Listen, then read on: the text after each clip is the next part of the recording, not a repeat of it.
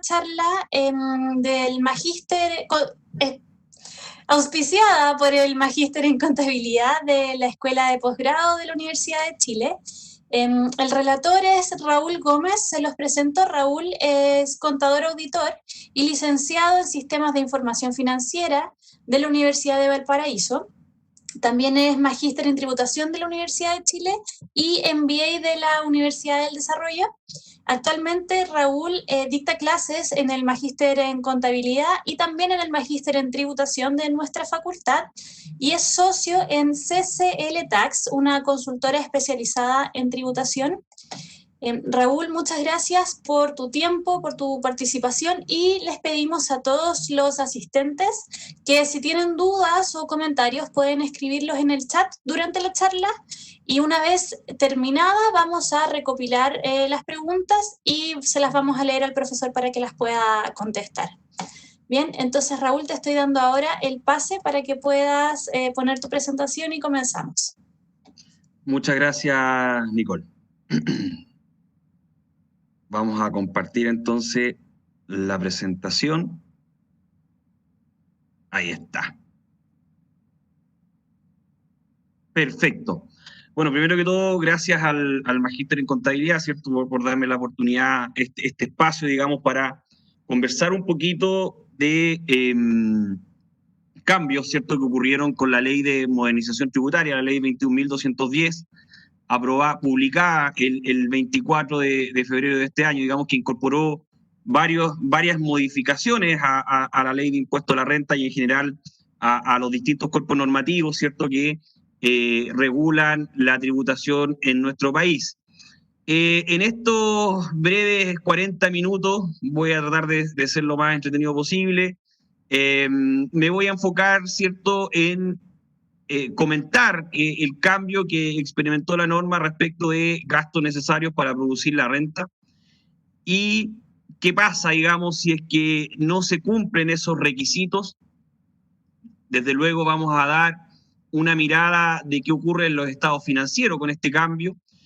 Y por último, vamos a comentar un poco la modificación que existe, ¿cierto?, o que existió en el 31 número 3 respecto de la forma de utilizar las pérdidas tributarias en nuestro país. ¿Ya? Partamos, ¿cierto? Nuestra legislación, específicamente en el artículo 31 de la Ley de Impuesto a la Renta, recordemos que la forma de determinar la base imponible de un contribuyente con contabilidad completa que tributa en base a renta efectiva está determinada en el artículo 29 al 33 de la Ley de Impuesto a la Renta. Y específicamente, el artículo 31, ¿cierto?, regula, dice lo siguiente, y está textual en la diapositiva, dice: la renta líquida de las personas referidas en el artículo anterior se determinará deduciendo de la renta bruta todos los gastos necesarios para producirla. Entonces, cuando uno lee textual la ley, uno, y sin contaminarse de todos los pronunciamientos o todas las interpretaciones que de seguro muchos de ustedes conocen, uno supone, ¿cierto?, que estando en un contexto de la determinación de una base imponible de una empresa, ¿cierto?, una empresa en sí misma se constituye con un ánimo lucrativo, se constituye con el ánimo de generar una utilidad, ¿cierto?, que posteriormente pueda ser repartida a sus inversionistas. Y en ese contexto, ¿cierto?, priman los principios de autonomía, digamos, de cómo administrar el negocio de una empresa. En ese contexto, ¿cierto?, uno podría suponer que una empresa en sí misma, teniendo como propósito el generar utilidades, tiene una restricción para generar gastos. O sea, en el fondo, una empresa, ¿cierto?, teniendo en propósito que yo les comento, no le gusta gastar plata, ¿cierto?, porque busca que su rentabilidad sea más alta. O sea, las empresas no gastan para ahorrar impuestos. Entonces, eso es lo que quizás uno podría desprender si es que llega quizás un extranjero a nuestro país y lee esto, ¿cierto?, que la renta líquida de las personas referida en el artículo anterior se determinará deduciendo de la renta bruta todos los gastos necesarios para producirla, ¿cierto? Y entonces yo me debiese remitir a la contabilidad para determinar cuáles son los gastos que ha incurrido, ¿cierto? Quienes administran el negocio, destinados siempre a mantener la continuidad del mismo, digamos, y el desarrollo del mismo, hacer que el negocio crezca y que de esta forma, ¿cierto?, se generen las utilidades para posteriormente repartirlas al socio. Eso es lo que uno esperaría, eso es lo que uno podría suponer, ¿ya? Pero como muchos deben saber, ¿cierto?, históricamente, y esto es bastante, digamos, añejo, ¿cierto?, el Servicio de Impuestos Internos y los Tribunales Superiores de Justicia han efectuado una interpretación del concepto necesario, ¿ya? Y esa interpretación la hacen en el contexto, ¿cierto?, de las normas interpretativas, de las palabras contenidas en el Código Civil, más preciso, ¿cierto?, en el artículo 20 del Código Civil, que establece que todas las palabras que no estén definidas, ¿cierto?, deben ser entendidas en su sentido natural y obvio. Y en la lengua castellana, esas palabras, ¿cierto?, y el uso que se le da a las palabras lo encontramos en el diccionario de la Real Academia de la Lengua Española. Y si ustedes buscan necesario en ese diccionario, se van a encontrar con 3 acepciones, que son las que estamos viendo en la diapositiva. Dice que forzosa e inevitablemente ha de suceder, que se hace o ejecuta obligado por otra cosa, como opuesto a voluntario y espontáneo, y también de las causas que obran sin libertad y por determinación de su naturaleza, que es menester indispensablemente o hace falta para un fin. Entonces acá vemos que la autoridad administrativa y digamos, también los tribunales superiores de justicia, ¿cierto?, se remitieron a la interpretación de las palabras bajo un contexto o uso común, ordinario, digamos, y no quizás como uno podría haber esperado, ¿cierto?, de haberse remitido quizás a un contexto técnico o de una ciencia, como algunos podrían interpretar, ¿cierto?, que es una contabilidad, o tampoco, ¿cierto?, bajo los principios de la administración o de gestión que son propios, ¿cierto?, de los distintos negocios, sino que se remitió a una interpretación ordinaria, ¿cierto?, respecto del concepto de necesario. Y bajo esa misma interpretación, las autoridades administrativas, ¿cierto?, y bueno, ya lo dije, ¿cierto?, los tribunales de justicia, comenzaron a estructurar dos condiciones, ¿cierto?, que debía reunir un gasto para ser entendido como necesario para producir la renta.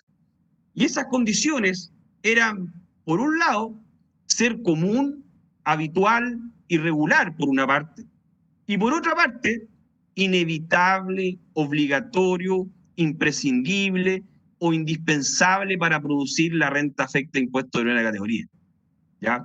Si y solo si el desembolso cumplía estas dos condiciones, ese desembolso iba a ser aceptado para ser rebajado, ¿cierto?, de la base imponible afecta a impuestos.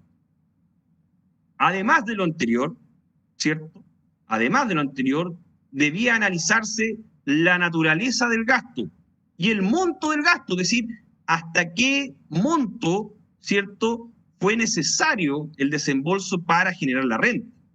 Y bajo estos conceptos, ¿cierto?, que suenan bastante duros, ¿cierto?, el Servicio de Impuestos Internos, ¿cierto?, empezaba a cuestionar ciertos desembolsos que desde una perspectiva del negocio eran, pero perfectamente defendibles, ¿cierto?, la generación de una renta. Se me viene a la cabeza ahora en este momento un ejemplo, ¿cierto?, que pasa cuando una empresa debía terminar un contrato, ¿cierto?, para suscribir uno nuevo que era mucho más conveniente para el negocio.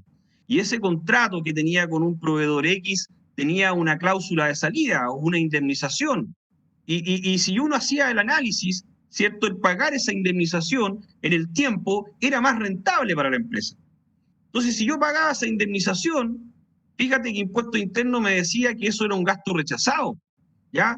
¿Por qué? Pues yo le decía era obligatorio, no, pero es que era evitable, tú pudiste haber evitado ese desembolso, y aun cuando tú te desarmaras en explicaciones indicando que ese desembolso a la larga te iba a generar más renta, era rechazado, ¿ya? Se me viene ahora a la cabeza también otro ejemplo respecto de el robo, ¿cierto?, que experimentan los camiones de transporte de valores, cuando ellos deben compensar, ¿cierto?, esas pérdidas a sus clientes.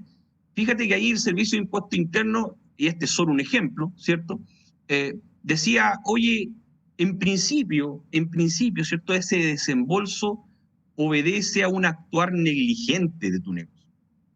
O sea, fuiste poco prolijo en tu negocio y en principio eso es un gasto rechazado, sin perjuicio que le da otra opción en ese oficio en particular. Pero lo coloco a modo de ejemplo porque esta norma, en definitiva, lo que implicaba era que la autoridad tributaria terminaba, ¿cierto?, sancionando la gestión de tu negocio. O sea, si ya además tú como empresa ya te molestaba tener que pagar una compensación o una indemnización, llegaba al Servicio de Impuesto Interno y te rechazaba el gasto, ¿ya?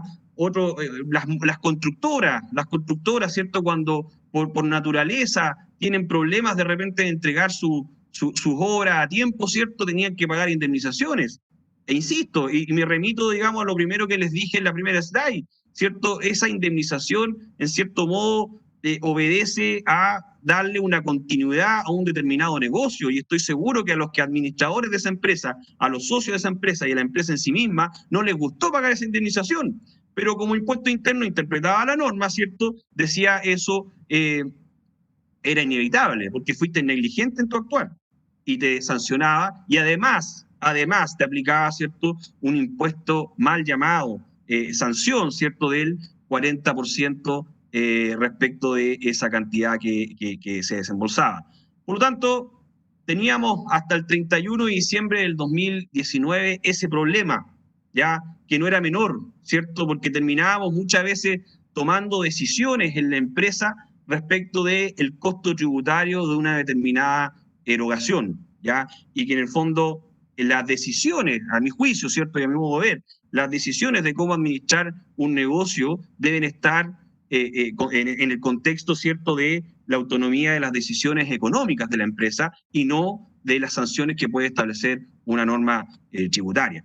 Entonces, además de lo anterior, entendiendo por lo anterior, ¿cierto?, que sea necesario para producir la renta, con todos estos matices que yo les trato de transmitir en este breve tiempo, ¿cierto?, la legislación establecía que además, ¿cierto?, no se encuentre rebajado como costo según las normas del artículo 30, lógico, ¿cierto?, no puede ser costo y gasto, digamos, un mismo desembolso, que se encuentren pagados o deudados durante el ejercicio comercial respectivo y que se justifiquen y acrediten fehacientemente.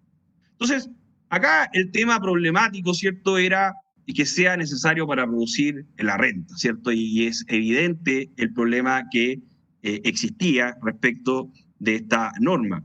Y acá, digamos, trato de dar un contexto histórico del concepto de necesario. Fíjense que el concepto de necesario para producir la renta, ¿cierto?, como tal, como concepto de necesario, nace en el Decreto de Ley 755 del año 1925, y desde esa fecha hasta el actual cuerpo legal, ¿cierto?, que nos rige hoy día, que está en el Decreto de Ley 824 del 1974, se mantiene ese concepto. Los primeros registros que existen de esta interpretación que yo les doy están por ahí por la Corte Suprema en el año 50. ¿Ya? No obstante, si usted hace un análisis en el administrador de contenido normativo del Servicio de Impuesto Interno y busca los primeros pronunciamientos que establecen estos patrones o estas condiciones, ¿cierto?, que fija la autoridad administrativa para descontar un gasto, ¿cierto?, uno los encuentra ya desde oficios desde el año 1980 en adelante, digamos, ¿ya? Sin perjuicio de eso, y con la llegada de los tribunales tributarios y aduaneros, ¿cierto?, acá le salió un gallo a la pelea, en el fondo, al Servicio de Impuesto Interno y a los tribunales de justicia, digamos, toda vez que estos organismos autónomos, ¿cierto?, han ido comenzando a interpretar las normas con una mirada diferente, ¿ya? Y lo que ustedes están viendo en pantalla son fallos de los tribunales tributarios y aduaneros que han fallado, ¿cierto?, respecto de la deducibilidad de las costas que pagan las ISAPRES, ¿cierto?, cuando sus afiliados interponen un recurso de protección en la Corte de Apelaciones y este organismo, ¿cierto?, los condena en costas a la ISAPRES. Entonces, el Servicio de Impuesto Interno estimó que esas costas procesales, ¿cierto?, no eran deducibles de la base imponible en atención a que no pertenecían al giro del negocio, ¿ya? Y fíjense que cuando acá les dije los requisitos que establecía la ley, no hablamos del giro. En ningún caso hablamos del giro. Eso se entendía, ¿cierto?, respecto de la interpretación de necesario, de ser común, habitual y regular por una parte, porque el concepto de giro como tal estaba por los gastos regulados, ¿cierto?, del inciso cuarto del artículo 31, cuando se refiere a los numerales del 1 al 12 y ahora del 1 al 14 de la ley de impuesto a la renta. Por lo tanto, el Servicio de Impuesto Interno dijo, oye, esto no es parte del giro, ¿cierto? Y además es evitable y por lo tanto rechazo el gasto, ¿ya? Entonces, y esto es solo un ejemplo, hay hartos fallos, digamos, donde han dado una mirada distinta los tribunales tributarios y aduaneros. Y fíjense lo que interpretó el segundo Tribunal Tributario y Aduanero de Santiago. Oye, dijo, en el fondo, yo creo que esto es un gasto aceptado, ¿cierto? Porque esa condición de necesario que establecía la ley debe analizarse, ¿cierto?, conforme lo determine la actividad empresarial y la contabilidad de la empresa. Y en ese sentido, este juez se queda con la tercera acepción del concepto de necesario que establece la RAE, indicando que es menester o indispensablemente o que hace falta para un fin, es decir, entendiendo que los desembolsos que yo realizo en una empresa es parte, ¿cierto?, de la continuidad de mi negocio, que va en el desarrollo de mi negocio, ¿cierto?, y que en el fondo debo efectuar ese desembolso para darle continuidad al mismo y de este modo generar renta, ¿ok? Y por lo tanto, este juez, en función de esa interpretación del concepto de necesario, concluye de que las costas, ¿cierto?, son un gasto aceptado tributariamente y que se pueden rebajar de la renta líquida imponible. Uno puede estar de acuerdo o no por el contexto, digamos, de la erogación que estamos analizando, pero si nos remitimos a lo estrictamente tributario, a mí me hace sentido, por lo menos, la interpretación de este juez. Un segundo juez de la región del Ñuble y Biobío dijo, oye, en virtud de lo dispuesto en el artículo 16 del Código Tributario, ¿cierto?, la contabilidad se debe armar de acuerdo a las normas contables adecuadas, o las prácticas contables adecuadas, ¿cierto?, que son los que determinan los organismos competentes, en nuestro caso el Colegio de Contadores. Y este juez determina que la contabilidad para él es una ciencia y que en virtud de esa definición de ciencia, ¿cierto?, la interpretación que se le debe dar al concepto de necesario dice relación con otra norma del Código Civil que está en el artículo 21, ya que dice que en el fondo que las palabras técnicas de una ciencia deben ser interpretadas, ¿cierto?, en el contexto normativo que le dan los órganos competentes. Entonces, fíjense que ese juez se va a la definición del marco conceptual de gasto. Y bajo ese concepto, ¿cierto?, él concluye de que las costas son un gasto aceptado. Sin perjuicio de lo anterior, ¿cierto?, hay un fallo, ¿cierto?, de O'Higgins que concluye algo diferente, con una teoría también válida, digamos, que en el fondo hace entender de que si bien constitucionalmente las empresas están destinadas a generar actividades rentables, ¿cierto?, siempre esas actividades deben ser en un ámbito lícito, ¿ok? Y si un tribunal como la Corte de Apelaciones está determinando que incurriste en una irregularidad, eso no puede ser propio de una rebaja a la base imponible. Y bajo ese prisma, digamos, ese juez falla en contra. Entonces, acá, desde luego, existía un problema, ¿cierto? Existía un problema respecto del concepto de gasto necesario para producir la renta y lo que debíamos entender por ello.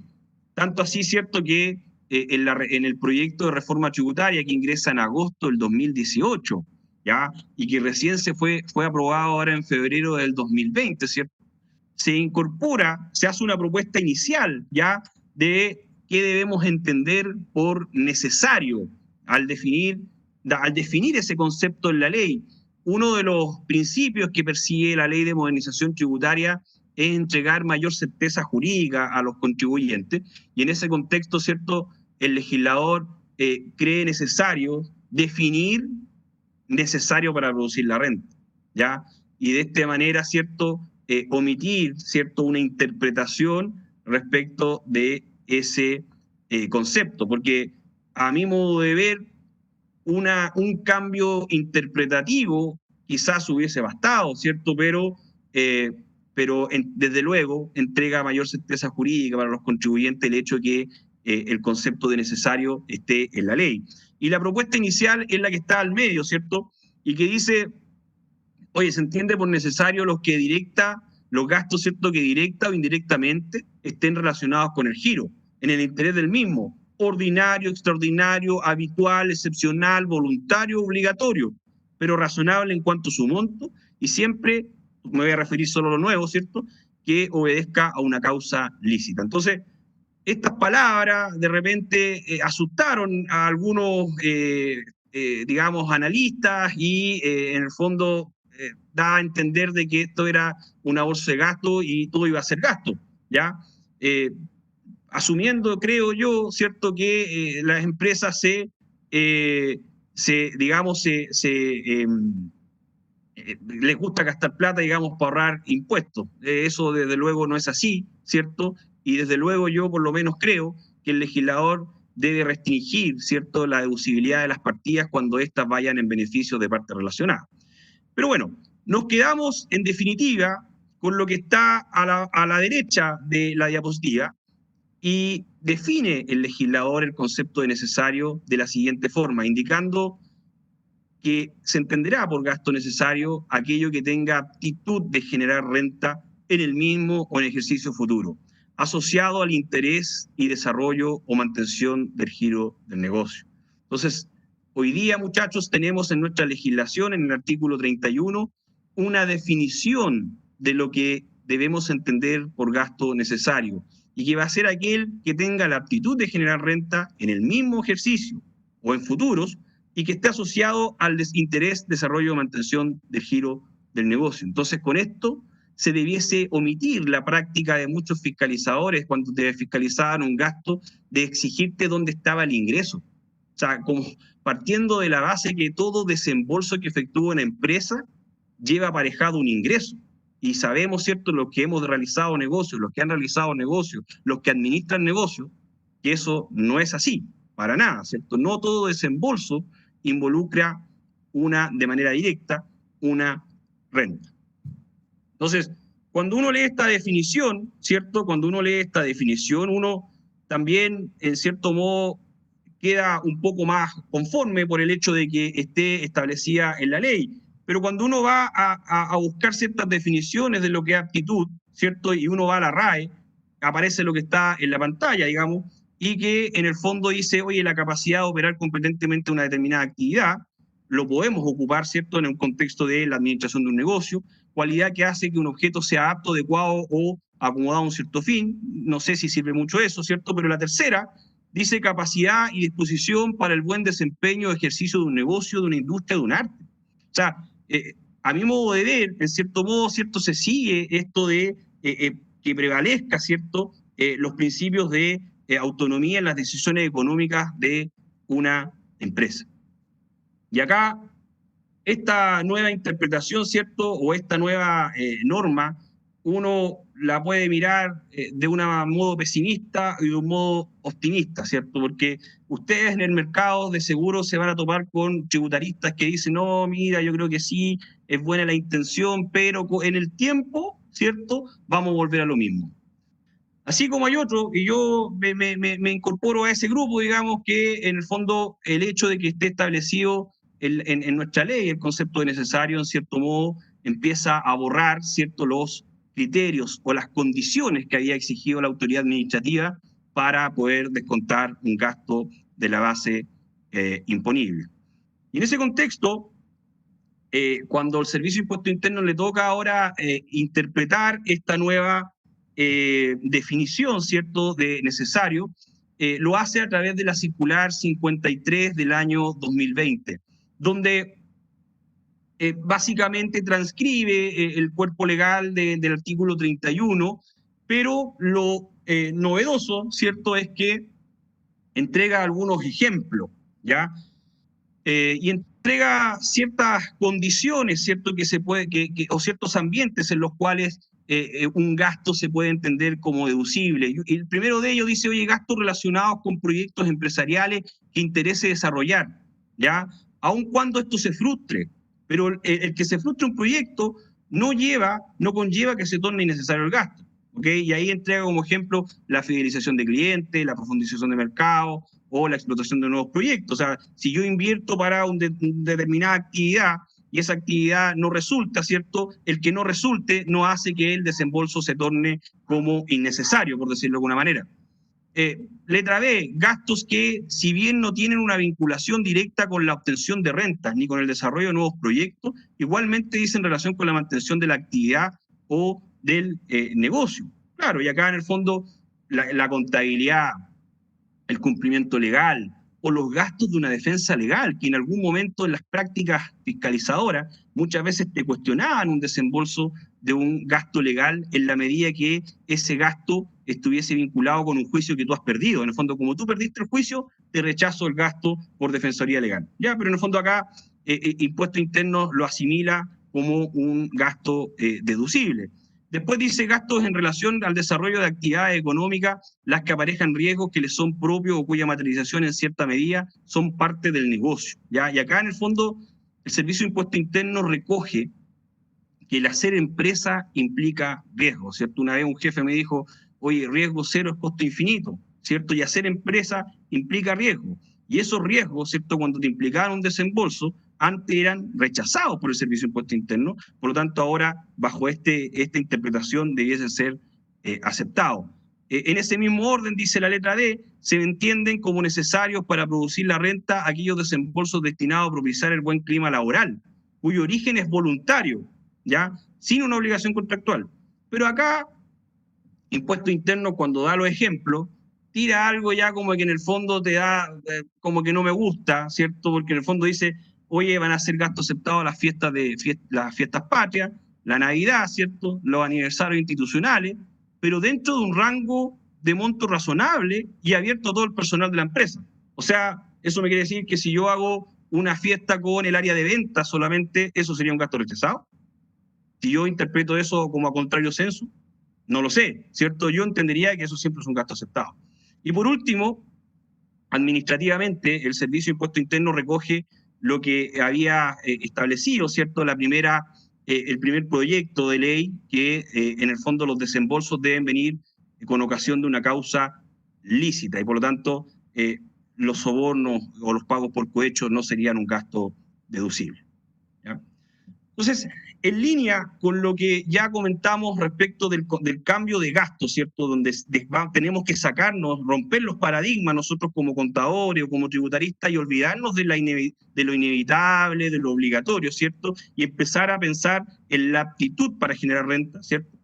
En línea con eso, se cambia también el artículo 21 de la Ley de Impuesto a la Renta, norma que en su espíritu, allá en el año 84, nace para sancionar los retiros encubiertos o el uso de recursos de los socios accionistas de la empresa, digamos, en beneficio de ellos mismos, ¿ya?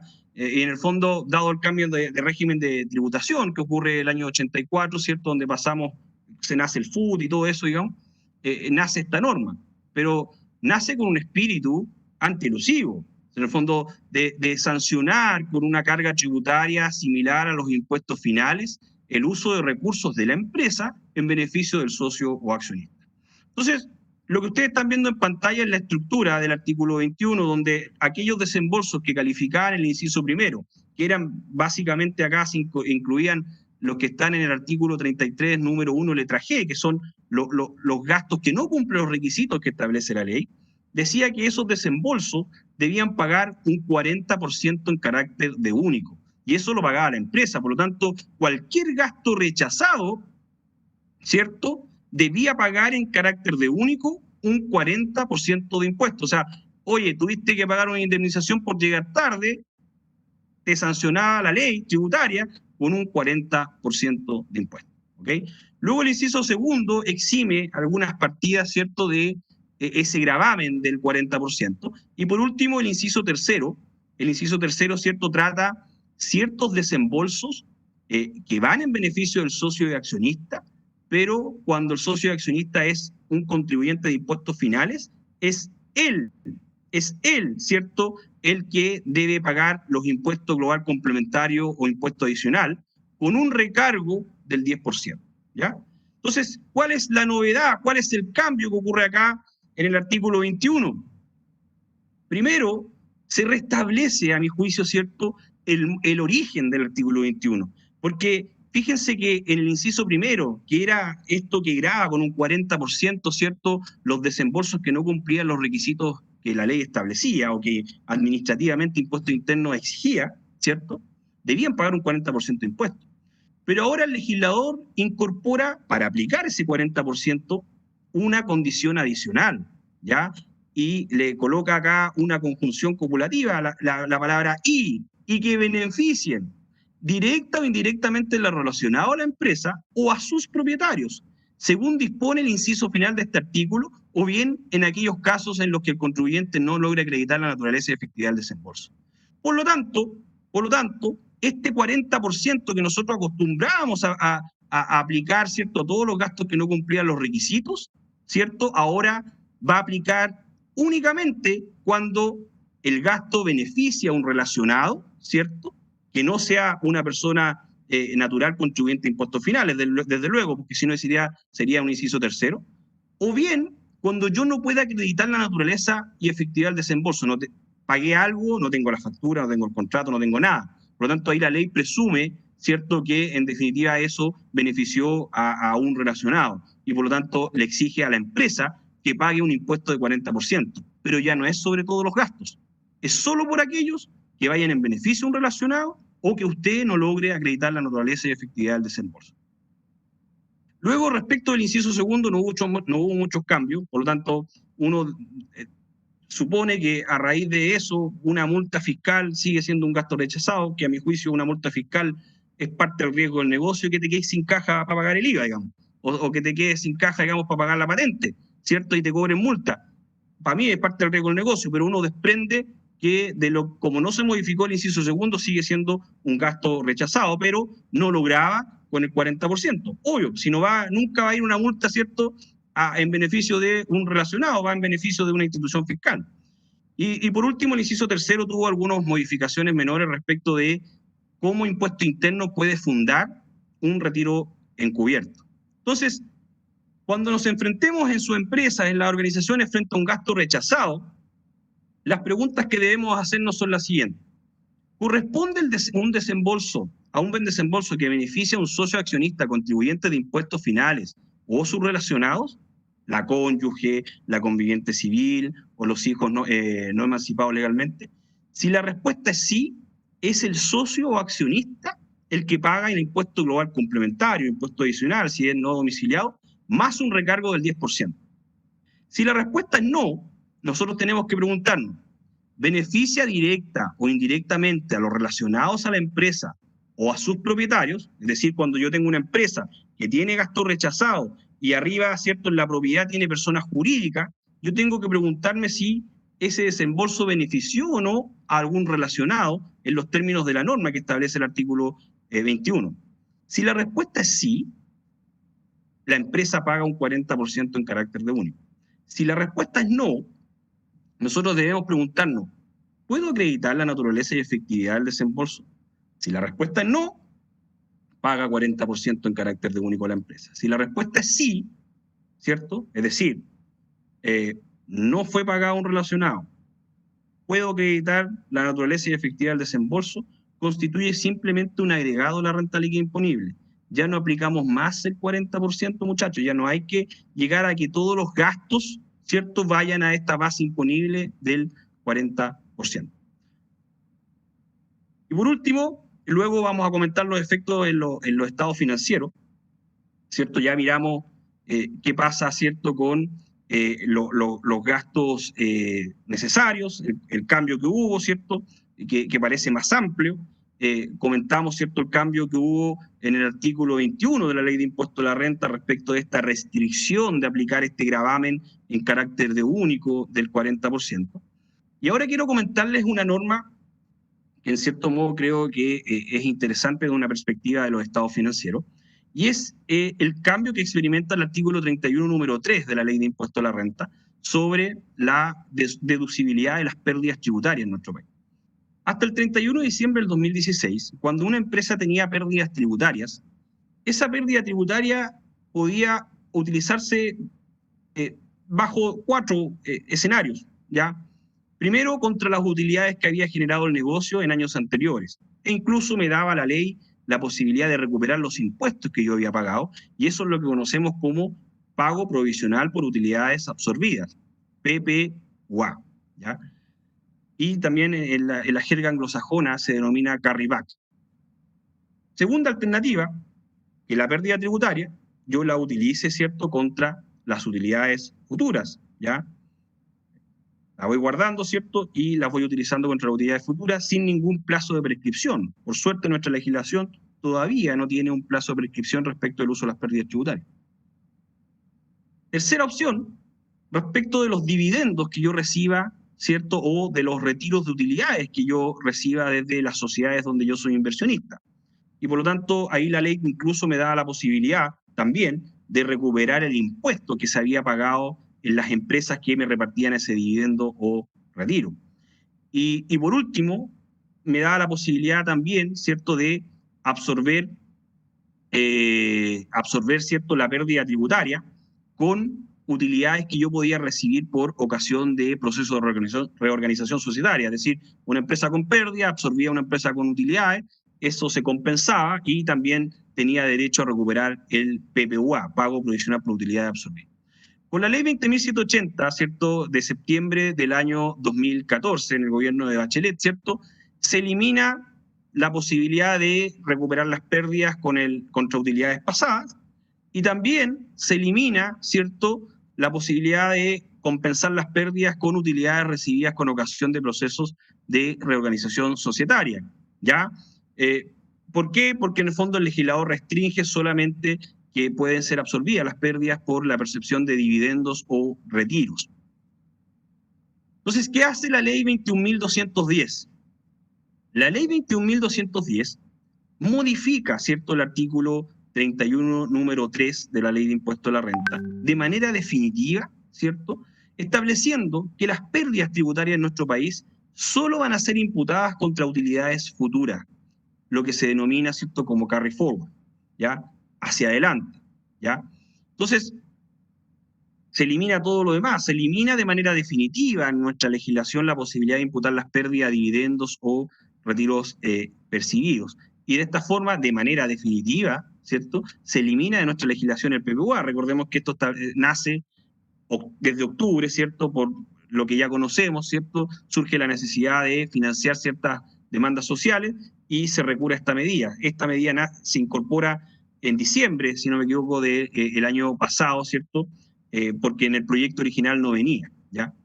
Entonces, se elimina de manera definitiva, pero se incorpora una norma transitoria y que queda en el artículo 27º transitorio de la ley 21.210, ¿ya? Y que en el fondo dice que esta eliminación del PPUA o del hecho de que usted absorba las pérdidas con utilidades recibidas por dividendos, ¿cierto?, va a ser de manera gradual, ¿ya?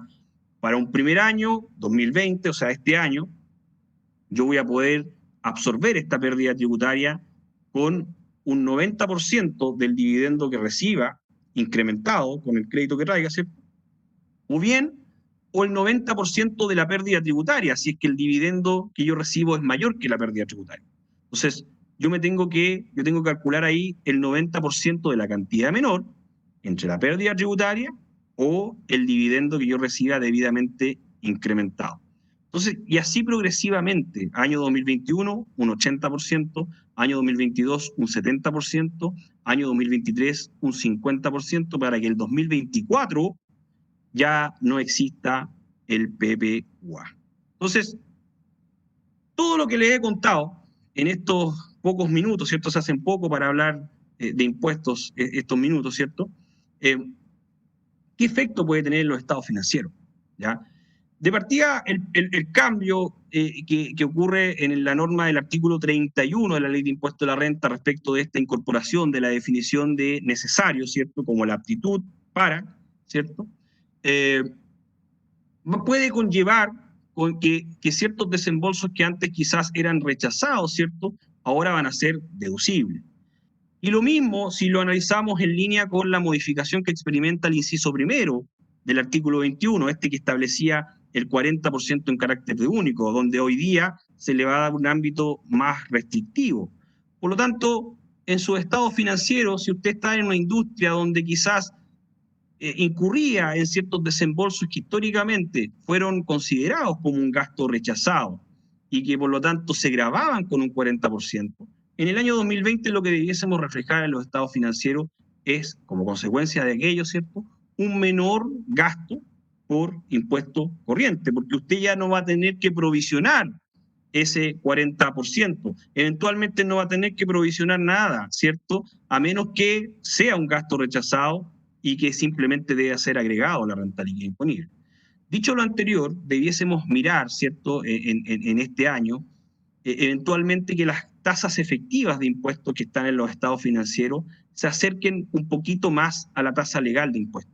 Recordemos que el provisionar este 40%, ¿cierto?, por los gastos rechazados, aumentaba muchas veces nuestra tasa efectiva, ¿cierto? Y cuando teníamos que dar explicaciones, teníamos que indicar que la tasa de impuestos del balance, ¿cierto?, no era un 27% porque teníamos toda esta provisión del 40% de los gastos rechazados, y eso aumentaba que la tasa efectiva de impuestos fuera muchísimo más alta que la tasa legal. Eso respecto del cambio de gastos necesarios. Pero donde yo creo que puede haber un efecto relevante es respecto del segundo tema que analizamos esta tarde, y que dice relación con la modificación del artículo 31, número 3 de la Ley de Impuesto a la Renta. Como les acabo de indicar, ¿cierto?, lo que hace esta norma es eliminar, ¿cierto?, el PPUA, eliminándolo de manera progresiva a través de una norma transitoria. Por lo que aquellas empresas, ¿cierto?, y es como una práctica habitual que los holdings, ¿cierto?, tienen una sociedad de inversión donde muchas veces está la deuda, están los sueldos de los ejecutivos corporativos y están, digamos, ciertas asesorías que se contratan a nivel de esa sociedad de inversión. Por lo tanto, constantemente generan pérdidas fiscales. El único sustento respecto del registro de un activo por impuesto diferido de esa pérdida tributaria era precisamente la posibilidad de recuperar esa pérdida a través de la percepción de dividendos, ya desde las sociedades operativas. Y eso es lo que sustentábamos en función de lo que establece la NIC 12. La NIC 12, ¿cierto?, para poder registrar un activo por impuestos diferidos nos pide ciertas decisiones, nos dice, oye, ¿tú tienes suficiente impuesto diferido pasivo disponible relacionado a la misma autoridad tributaria y en el mismo periodo? Si la respuesta es sí, si mis pasivos por impuesto diferido superan el activo por impuesto diferido, yo puedo reconocer un activo por impuesto diferido. Si la respuesta es no, ¿cierto?, tengo que establecer si existen o no suficientes ingresos afectos, ¿cierto?, a la misma autoridad y en la misma entidad y en el mismo periodo para reversar el activo. Y ahí quizás muchos de ustedes, ¿cierto?, cuando tienen pérdidas tributarias, construyen ciertos modelos, ¿cierto?, para sustentar ante el auditor que esa pérdida tributaria es recuperable toda vez que se van a generar utilidades. Por lo tanto, si usted tiene eso, reconoce el activo por impuesto diferido. Pero si no tiene eso, la pregunta que te hace la NIC 12, oye, ¿existe oportunidades de planificación tributaria disponibles para aprovechar estos beneficios tributarios? Si la respuesta es sí, ¿cierto?, reconozco el activo por impuesto diferido. Si la respuesta es no, no tengo por qué reconocer un activo por impuesto diferido. Entonces, si nos topamos ahora un holding, ¿cierto? Una sociedad de inversión que tiene pérdidas fiscales por intereses, que es lo más habitual, ¿cierto? Y el único sustento de recuperabilidad de esa pérdida fiscal es precisamente los dividendos que recibe desde la sociedad operativa, esa sociedad de inversión va a tener que reevaluar sus impuestos diferidos. Va a tener que reevaluar su activo por impuesto diferido toda vez que ya no va a valer lo mismo. No va a valer lo mismo porque va a tener que sustentar, ¿cierto?, con los dividendos que espera recibir desde la sociedad operativa, si es, cuánto es lo que va a poder recuperar de esa pérdida, bajo ese concepto. Si es que usted no hace nada, si es que se mantiene todo igual, esa pérdida no va a ser recuperable, ¿cierto?, contra los dividendos que usted reciba a título de dividendo o de retiro. Por lo tanto, acá queda una invitación, ¿cierto?, a los que nos dedicamos al mundo contable, al mundo tributario, a reevaluar, ¿cierto?, muchas estructuras societarias que tengan la estructura que yo le estoy comentando, que no son pocas. Yo tengo un par de clientes, digamos, que donde uno ya está haciendo ciertos análisis para poder sustentar este activo por impuestos diferidos y poder darle uso a esa pérdida tributaria. Eso. Nicole. Raúl, dame un segundo. Espero no haberme excedido tanto. No te preocupes. Ya, tenemos algunas preguntas, no son tantas, entonces invitamos a nuestros asistentes a hacer sus preguntas en el chat y las vamos a ir leyendo ahora. Al comienzo, Paulina Vergara te saludaba, decía hola y planteaba su pregunta. Dice, en las empresas de servicios logísticos, las diferencias de inventario, que por contrato están pactadas con multas a pagar al cliente a través de una nota de cobro que emite el cliente. Mi consulta es, ¿gasto necesario? Claro, ahí las pérdidas de inventario, ¿cierto? Si yo lo miro desde la perspectiva de una empresa de servicios logísticos, ¿cierto? Es parte del riesgo de tu negocio, digamos, ¿ya? Por lo tanto, bajo esa definición, uno podría sostener, ¿cierto?, que en el rubro que tú manejas existe el riesgo de tener estas pérdidas. Ahora también, yo para quedarme tranquilo, ¿cierto?, también estudiaría el artículo 31, número 3 de la Ley de Impuesto a la Renta, que establece que son gastos aceptados, ¿cierto?, las pérdidas experimentadas por el negocio, incluso aquellas que provengan de delitos contra la propiedad. Entonces, yo para quedarme tranquilo, ¿cierto?, trataría de sustentar esas mermas, ¿cierto?, esas pérdidas a través de esa norma también, ¿ya? Además de eso, y si tú me dices que en los contratos de prestación de servicios queda pactada esta compensación que tú debes efectuar a los clientes, ¿cierto? También hay una modificación en el artículo 31, número 14 de la Ley de Impuesto a la Renta respecto de la deducibilidad de pagos por cláusulas penales. Por lo tanto, dicho lo anterior, yo creo que hay tres, tanto por norma general, tanto como norma específica el 31.3, como norma específica el 31.14, que podrían sustentar la deducibilidad de esas partidas. Perfecto, gracias por la completa respuesta. Otra pregunta de Lucas. Dice, si una empresa tiene créditos incobrables del 2015 que nunca rebajó como gasto, en el 2020 es absorbida por otra empresa, la absorbente, bajo la nueva legislación, ¿puede castigar los incobrables generados en la empresa absorbida? Buena pregunta. Hoy día con la modificación al 31 número 4, ¿cierto? Se incorporan dos posibilidades adicionales, que hayan transcurrido más de 365 días o que en el fondo tú puedas establecer una provisión de incobrabilidad de acuerdo a parámetros que ya fijó Impuesto Interno. Ahora, en un proceso de fusión lo que se genera es la transmisión de derechos y obligaciones, y en ese contexto las cuentas por cobrar, ¿cierto?, se pasan al patrimonio de la sociedad absorbente producto de la transmisión. y las cuentas por cobrar en sí mismas nunca han sido tratadas, ¿cierto?, como un crédito o un gasto personalísimo.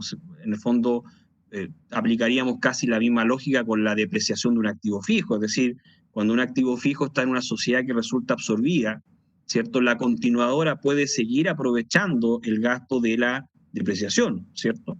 Por lo tanto, dicho lo anterior, en el caso que me pregunta la asistente, digamos, yo sería de la opinión de que ese cuenta por cobrar sería deducible bajo los conceptos nuevos del 31 número 4 en la sociedad continuadora.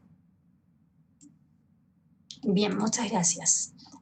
Aladino Pacheco nos pregunta, ¿son gastos rechazados los gastos a nombre de los trabajadores en viajes al exterior, por ejemplo, hotel y pasaje aéreo?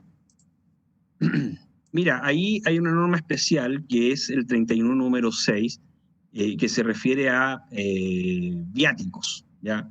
Y en el fondo el 31 número 6 respecto de viáticos, ¿cierto?, que son estas asignaciones que se le entregan a los trabajadores para que él pueda financiar hotel o con almuerzos, digamos, en el extranjero, podrían calificar en ese concepto si es que lo tratamos como viático, ¿cierto? Y en ese contexto lo que exige el artículo 31, número 6 de la Ley de Impuesto a la Renta es que esas asignaciones, esos viáticos, ¿cierto?, diga en relación con la naturaleza de las actividades que desarrolla el trabajador. O sea, si tú me dices que es un gerente que viaja, digamos, no debieses tener problema en sustentarlo como un viático. Tanto así que hay jurisprudencia antigua que permite incluso distinguir entre distintos niveles de trabajadores. O sea, en el fondo, la jurisprudencia también asume que un gerente general no duerme, puede ser un poco clasista, digamos, pero así está, no duerme en el mismo lugar que un analista, digamos, ¿ya? Por lo tanto, si lo tratamos como viático, ese sería el tratamiento, sería un gasto aceptado en la medida que la naturaleza de las actividades que desarrolla el trabajador así lo justifique. Ahora bien, también, ¿cierto?, si es que tú se lo entregas esos desembolsos como un fondo por rendir y lo rinde, digamos, esa acreditación sería suficiente. Digamos, cuando el ejecutivo te trae las facturas y te trae todos los comprobantes de pago, eso sería, digamos, acreditable perfectamente y podría ser deducible. Bien, súper claro, gracias. Catherine González pregunta, ¿qué sucede con todos los desembolsos que las organizaciones están realizando con ocasión de la pandemia? ¿Podrían eventualmente cuestionarse? No, ahí salió una circular expresa, que es la 32 del año 2020, que en el fondo ha atendido a esta misma interpretación de gasto que traté de comentar en estos breves minutos, concluyó que eran deducibles, digamos, ¿ya? Porque en el fondo, y se agarra dentro de las distintas categorías que estaban en la diapositiva, se agarra, digamos, de sucesos imprevistos que afectan a todas las organizaciones, que obliga a la empresa a incurrir en ciertos desembolsos, aun cuando no tengan una relación directa con la generación de renta. Entonces, esa interpretación el Servicio de Impuestos Internos la hizo ya a través de la circular 32 del año 2020, indicando que eran un gasto aceptado. Perfecto. Arnaldo Varas pregunta, en el caso de una empresa individual, ¿las imposiciones del dueño son gastos aceptados o es un desembolso que beneficia al dueño o socio? A ver, el 31 número 6 también fue modificado, ¿cierto?, permitiendo el descuento como gasto de remuneraciones pagadas al socio o accionista o al empresario individual, en la medida que trabaje efectivamente en la empresa, ¿ya? Y que la remuneración sea razonable. Lo que ocurre acá es un problema práctico por aplicación de normas tributarias versus las laborales, porque en materia laboral, ¿cierto?, no hay un vínculo de subordinación y dependencia, por lo tanto, no podría la empresa pagar las cotizaciones previsionales de una persona que no es trabajador, ¿ya? Pero en la práctica el Servicio de Impuesto Interno lo permite de esa forma. De hecho, te toca muchas veces en fiscalización acreditar el sueldo del socio accionista, incluyendo también las cotizaciones previsionales. Por lo tanto, en ese contexto y atendida la modificación del artículo 31 número 6, esa cotización que paga el empresario individual perfectamente podría ser descontada de impuestos. Bien, muchas gracias. Lucas nos vuelve a preguntar y dice, si hago cesión de créditos en 2020 por créditos que tienen el carácter de incobrables de fecha del 2015, ¿puede castigar los incobrables la empresa adquiriente de dichas facturas? Perdón, Nicole, no, ¿me podría repetir la pregunta que me fue un lapsus? Tranquilo. Lucas, si hago cesión de créditos en el 2020 por créditos que tienen el carácter de incobrables de fecha del 2015, ¿puede castigar los incobrables la empresa adquiriente de dichas facturas? Sí, porque la norma establece, ¿cierto? Se refiere a créditos incobrables, y si yo adquiero el crédito y yo soy el titular del crédito, puedo aplicar perfectamente esas normas. Ya. Carla pregunta, ¿el sueldo del hijo del socio menor de 18 años sin contrato sería rechazado? El artículo 31, número 6, permite descontar como gasto, ¿cierto? El sueldo de un socio accionista, de su cónyuge, de su conviviente civil y de sus hijos, ¿ya? Por lo tanto, la respuesta sería sí. Ahora bien, tiene que existir una acreditación fehaciente de ese desembolso. Y en ese contexto, sobre todo con el hijo de un socio donde sí se puede establecer un vínculo de subordinación y dependencia, yo le sugeriría a la que pregunta, digamos, que suscriba un contrato de trabajo. Porque de lo contrario, más allá del fondo se puede caer el gasto por la acreditación fehaciente. Bien, súper claro. Alexis Mena dice, hola Raúl, ¿las donaciones tienen el carácter de gasto rechazado bajo este nuevo concepto o es gasto deducible? Buena pregunta y buen ejemplo. ¿Por qué? Porque en el fondo las donaciones, ¿cierto? Uno cuando se enfrenta a una donación debe analizar su tributación de acuerdo a las normas específicas, ¿cierto?, que norman cada donación. Por lo tanto, si la norma de la donación establece ciertos límites para descontarlo como gasto y usted está bajo los límites, eso va a ser gasto. Ejemplo, si usted dona a bomberos, que es una donación del artículo 31, número 7 de la Ley de Impuesto a la Renta, y que establece un límite del 2% de la renta líquida imponible, o un 1,6 por mil del capital propio tributario. Por lo tanto, si usted la donación supera esos límites por algún motivo, tiene pérdida tributaria y tiene capital propio tributario negativo, supongamos, ¿cierto? Ahí no podría descontar la donación, ¿ya? No sería un gasto deducible, pero antiguamente a ese desembolso le hubiésemos aplicado el 40%. Hoy día, como esa donación no está pagada a un relacionado, ¿cierto?, y usted puede acreditar la naturaleza y efectividad del desembolso, simplemente sería un agregado a la renta líquida imponible. Entonces, resumen, las donaciones, los límites de las donaciones deben ser analizados en específico.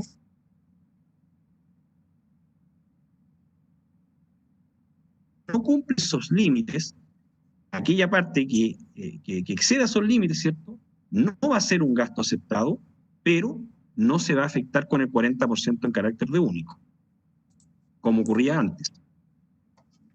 Gracias. Tenemos dos preguntas de Jorge Luis de la Voz. La primera es, ¿qué pasa con las remuneraciones pagadas por una sociedad holding asociadas a mantener un adecuado control de las inversiones en sus filiales? Gastos contables, control de gestión, gerenciamiento y management fees en general. ¿Serían aceptados? O sea, entiendo que una sociedad holding, ¿cierto?, recibe gastos desde otros, como los que tú me colocaste en el ejemplo. Y la respuesta sería sí, son gastos aceptados. Desde luego tengo que cumplir los requisitos, ¿cierto? La aptitud para generar renta, ¿ya? y en este caso la sociedad de inversión va a generar rentas por las inversiones, por los dividendos que le distribuyan, ¿ya? Aun cuando estos sean exentos de primera categoría. Y acá quizás los puedo enredar un poco, pero hay un ajuste que está en el artículo 33, número 1, letra E, que establece que uno debiese agregar a la renta líquida, ¿ya?, desembolsos que digan relación con rentas exentas o ingresos no renta, ¿ya? Pero ese agregado solo se efectúa en la medida que se trate de rentas exentas de impuestos finales o ingresos no renta, ¿cierto? Porque en el fondo no va a haber una tributación final por esas rentas. Entonces, si esta sociedad holding recibe gastos de asesoría, los sueldos de los ejecutivos, además un management fee, ¿cierto?, de cualquier otro tipo, esos gastos van a ser deducibles en la medida que las rentas que genere desde sus negocios, ¿cierto?, sean rentas del régimen general. Si a usted le están distribuyendo como dividendo ingresos no renta, el artículo 33, número 1, letra E, lo obliga a hacer un agregado, pero que no se afecta con el 40%. Espero haber ayudado al compañero, porque su pregunta necesitaba un poquito más de análisis, ¿ya? Bien, gracias. Magdalena pregunta, en una empresa de transportes, caso de multas y partes en la ruta, ¿son gastos rechazados afectos al 40%? Ya. Mira, las multas, ¿cierto? Efectivamente, antes de la modificación era un gasto rechazado afecto al 40%, ¿cierto? Porque en el fondo tú incurrías en un acto ilícito, de cierto modo. Bajo la nueva norma, ¿cierto?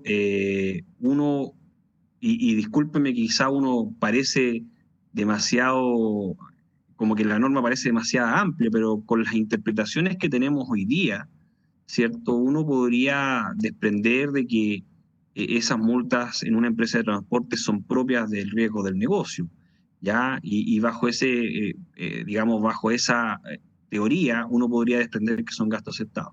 Sin perjuicio de que, y acá viene la mirada del vaso medio lleno o el vaso medio vacío, que impuestos internos puede interpretar, digamos, de que las multas, en el fondo, que tú como empresa de transporte no debes incurrir en actividades que vayan contra la ley, por decirlo de alguna forma, ¿cierto?, en faltas para generar la renta.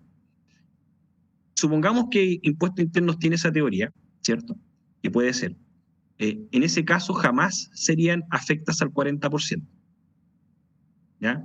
Jamás, porque en el fondo recuerda, quedémonos, ojalá que cuando se vayan de esta charla se queden con que el 40% ahora es restrictivo y aplica solo cuando se lo pago, el desembolso tiene como beneficiario un relacionado, o bien cuando yo no puedo acreditar la naturaleza y efectividad del desembolso, ¿ya?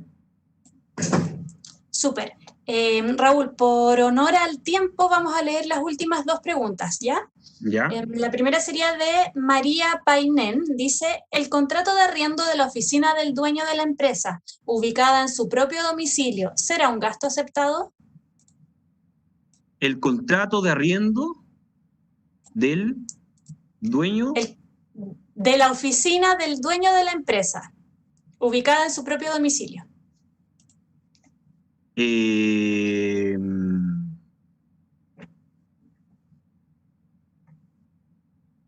Claro. Yo podría establecer ahí, ¿cierto? Que, claro, yo soy una empresa y opero en mi casa y yo me arriendo la casa a mí mismo. Los efectos tributarios que podría generar eso, ¿cierto? Es que el pago de un arriendo en base, ¿cierto?, a parámetros de mercado no debiese ser cuestionado por parte del Servicio de Impuesto Interno, y independiente de que sea pagado al socio accionista. Y por lo tanto, bajo esa perspectiva, ¿cierto?, eso debiese ser gasto aceptado. No tengo norma que me prohíba descontar eso de la base imponible de la empresa. Desde luego ahí lo que se tiene que sustentar muy bien, ¿cierto?, es el valor de mercado de ese arriendo, ¿ya?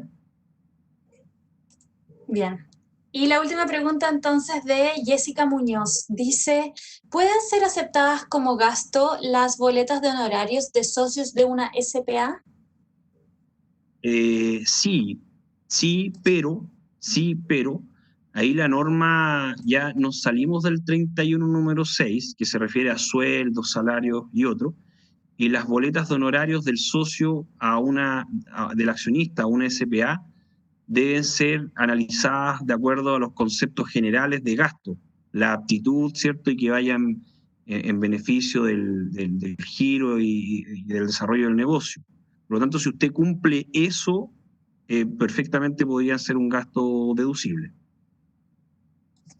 Bien, listo. Con esto terminamos entonces, Raúl. Muchas gracias a ti por la presentación y muchas gracias a los asistentes que se mantuvieron conectados durante toda la charla. Les recordamos que esta charla fue auspiciada por el Magíster en Contabilidad de la Escuela de Posgrado de la Facultad de Economía y Negocios de la Universidad de Chile. Les vamos a dejar unos videos para cerrar y en el chat unos enlaces de interés para que puedan revisar información del programa, charlas pasadas que ya se han hecho, pueden ver las grabaciones. Esta charla fue grabada, entonces también la vamos a subir a nuestro canal de YouTube para que la puedan ver más adelante si quedaron con alguna duda. Y también les vamos a dejar un enlace para que se puedan inscribir a otros eventos como este, clases abiertas, charlas informativas, tenemos de todo abierto y gratuito. Raúl, muchas gracias. ¿Tienes algo que Muchas decir para el gracias. cierre? No, darle las gracias al Magíster por invitarme y darle las gracias a los asistentes por la paciencia de escuchar a este profesor. Un abrazo a todos y que tengan un buen descanso. Chao. Listo, gracias. Chao, Raúl. Buenas tardes.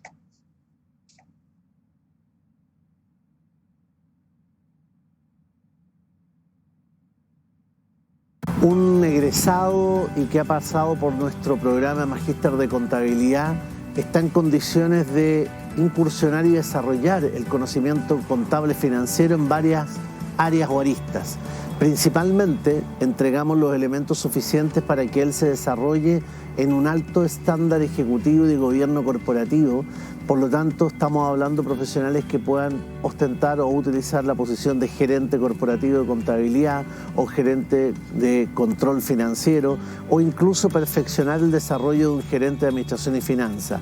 Y en el ámbito de la regulación o en el ámbito de la consultoría, también esto permitirá que nuestros profesionales egresados del programa puedan